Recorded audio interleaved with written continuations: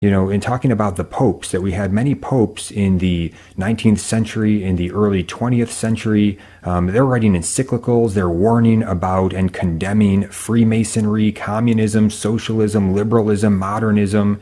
You write in the book that Pius X recognized that Freemasonry would not square off openly against Catholicism, but would undermine her from within with ideas. He at once identified this internal Freemasonic attack as modernism, the naturalism of Freemasonry with a Catholic veneer that justifies itself by appealing to the evolution of dogma.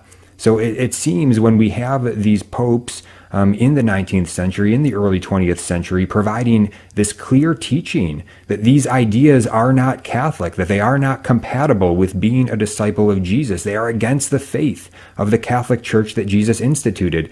Doesn't it seem obvious when you read what they were writing that they knew that the church was under attack at all levels, including from within?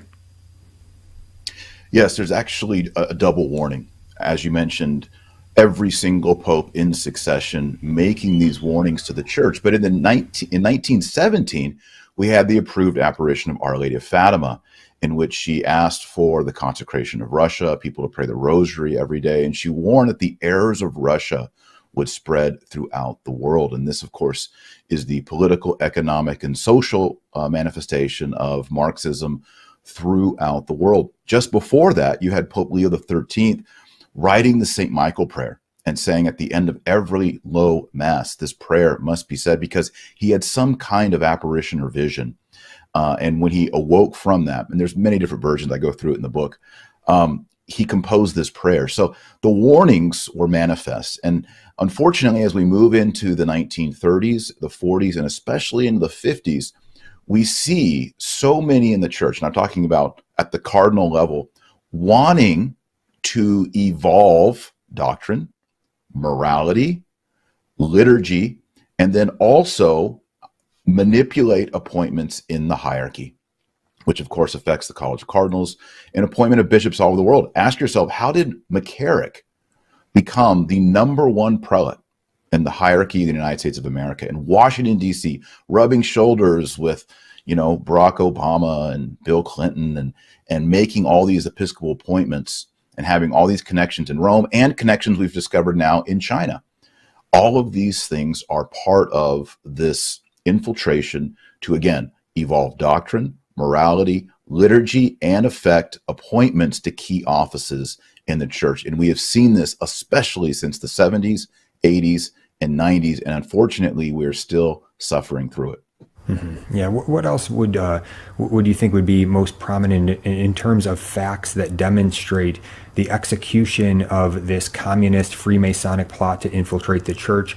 Some items that stand out to me are the testimonies of Bella Dodd and Manning Johnson, the guilt and expulsion of Archbishop Bonini, the Shark Sindona, and the St. Gallen Mafia. What do you see as being at the top of the list?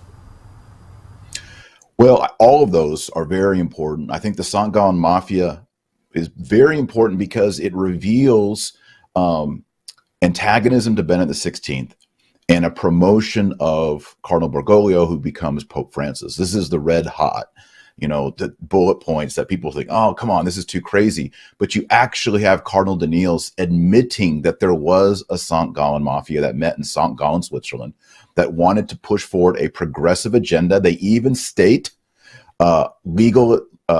legalization of abortion, women's ordination, and these kind of ideas that are being tolerated and promoted by these, and I will say, wicked prelates in the church. And it's their own self-admission. We don't have to go into conspiracies. We can read their very own words. And so, empirically, you look at the data, what is it? Less than 20% of American Catholics believe in the real presence